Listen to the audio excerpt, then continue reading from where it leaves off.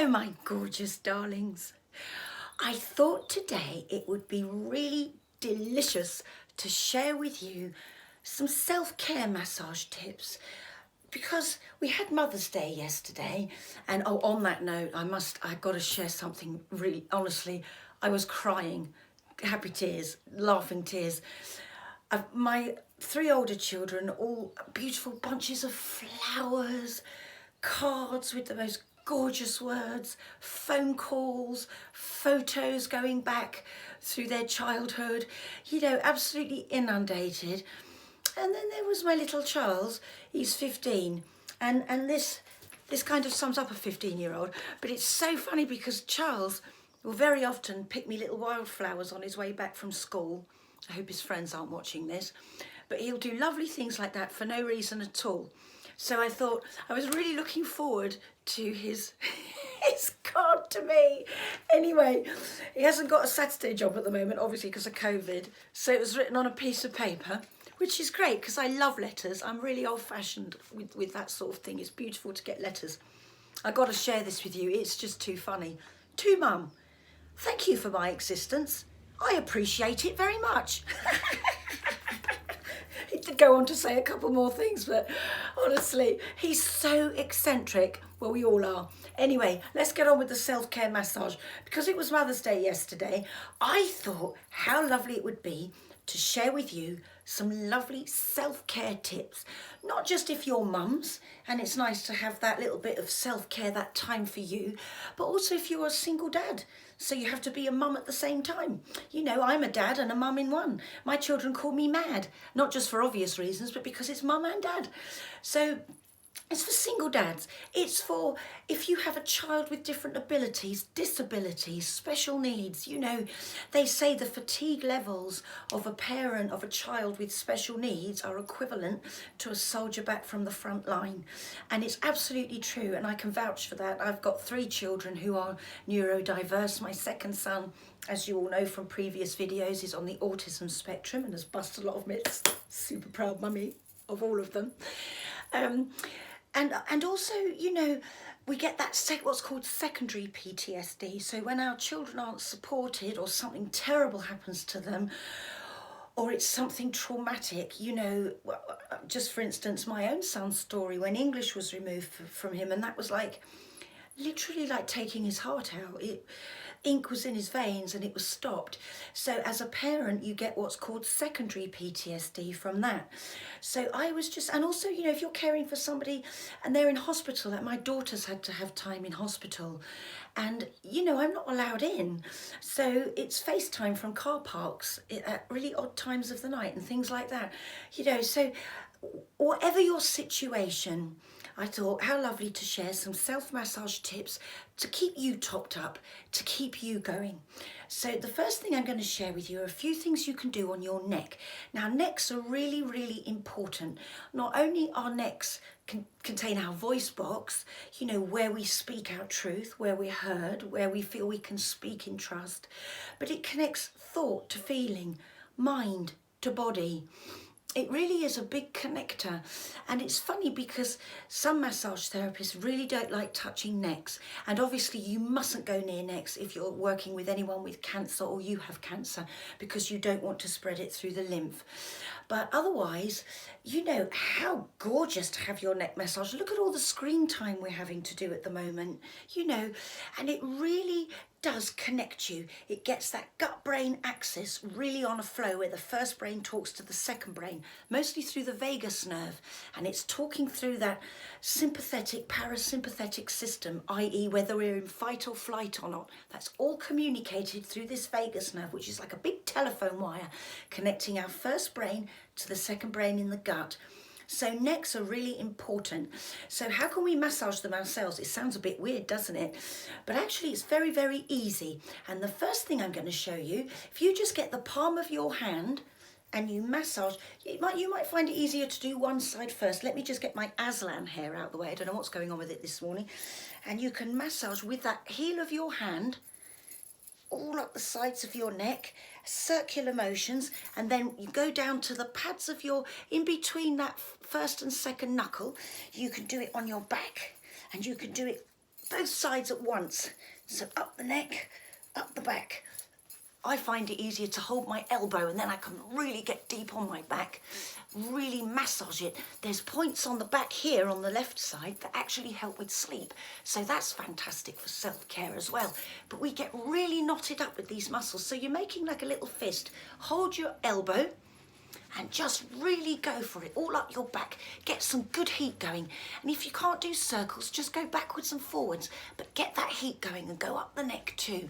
And that's really, really wonderful. It's opening the heart, opening the lungs. Lungs are all about relationships.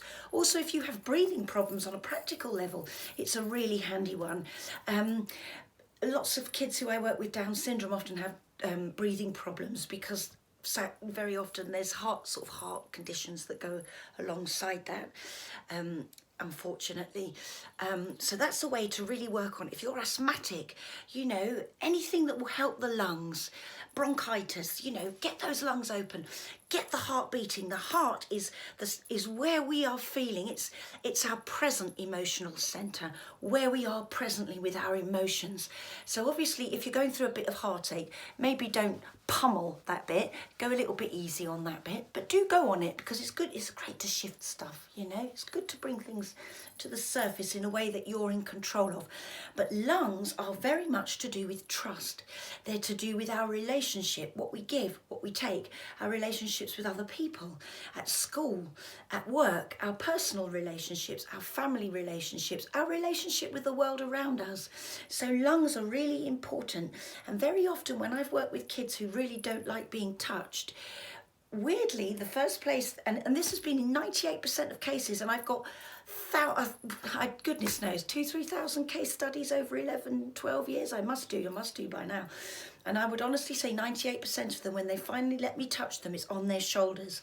So it's very grounding, helps you ground yourself into you, and it's opening up your heart and lungs. Because very often when we go through a lot in life, we have two choices. We can become shriveled and hardened to pain, or we can carry on being open and learn from those things and grow our compassion, grow our heart wisdom. So give it a good rub. And it feels beautiful. Get that heat going. Get everything lovely and open and flowing again. Because when we're in that fight or flight a lot, we can really put up those defenses, you know. Then the other thing you can do is this motion from the base of the neck up and out, underneath that ridge where the bottom of your skull joins the top of your neck, that occipital ridge. So push up the neck. It feels, oh my God, it's gorgeous. And then out. Oh, it gives me goose pimples all down my back and in my hair. It actually did. I did get loads in my hair then. Because what you're doing is you're pushing that dopamine, the hormone of pleasure, happiness, reward, you know, motivation, focus. You're pushing that up the vagus nerve, because the vagus nerve carries all that dopamine from the gut up into the brain. So it's really, really beautiful. You're also stretching the neck. And in the neck, we have a hormone called T3, which is massively related to eating. So if you have, our relationship with food is hugely emotional, especially if you're Italian. No, I'm only joking, but it is. I do have that little extra bit. But our relationship with food is very emotional, whether we overeat, undereat. But the T3 regulates the thyroid, and it really is massively to do with how we're eating, what we're eating. It's called the T3 hormone. So you're pushing that up as well. And that's a really, really important one for the thyroid, which really helps to regulate stress and mood.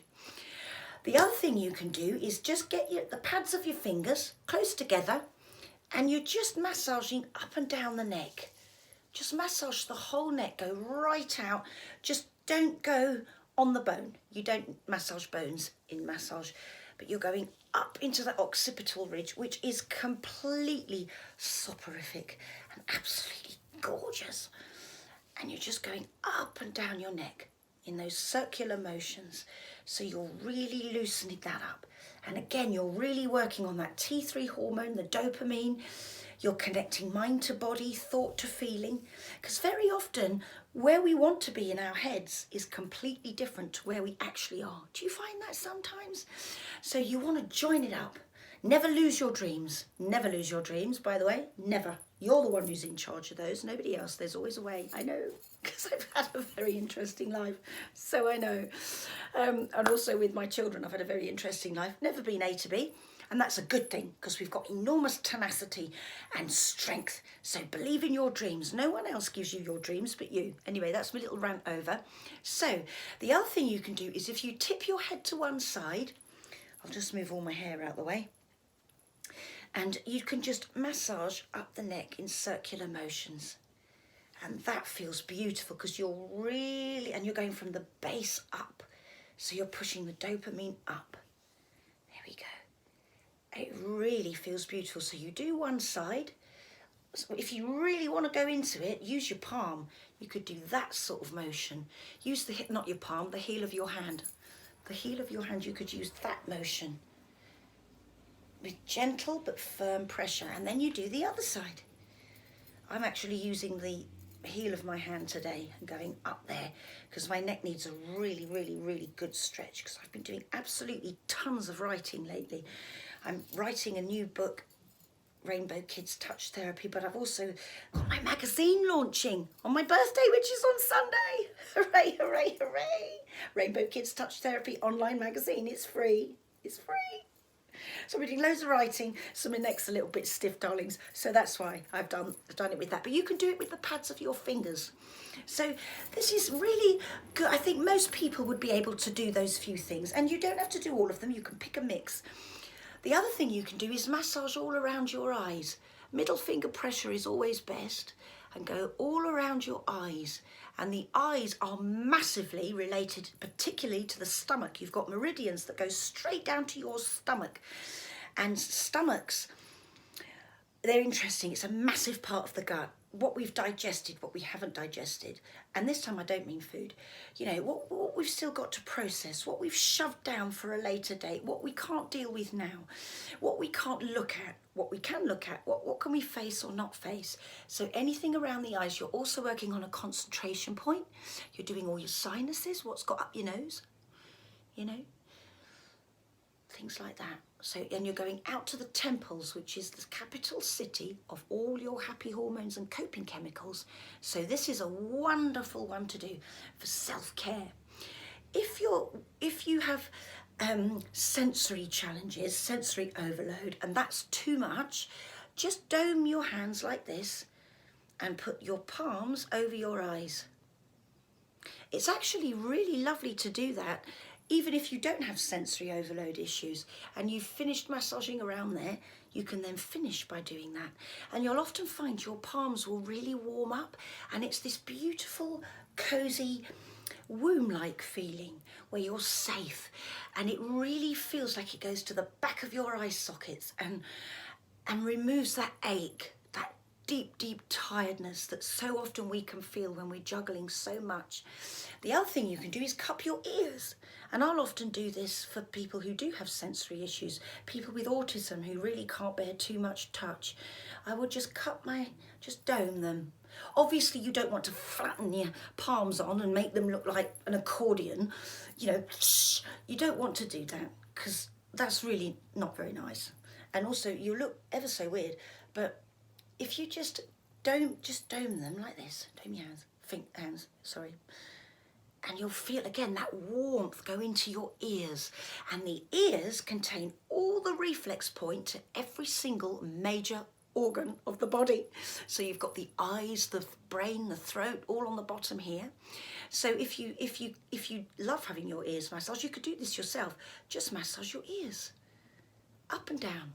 Just up and down like that.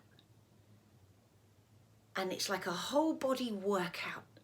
You could actually say you've been to the gym because you have, sort of. And then finally, you can go up and down your arms, just releasing the pressure, up and down. And this one is fantastic for getting your energy flow going. So just those few little tips wherever you are, I hope bring you joy this week and lots of self-nourishment. This is a really deeply nourishing one, up and down the arms. Very grounding too, that loving squeeze, all the happy hormones and coping chemicals. So embrace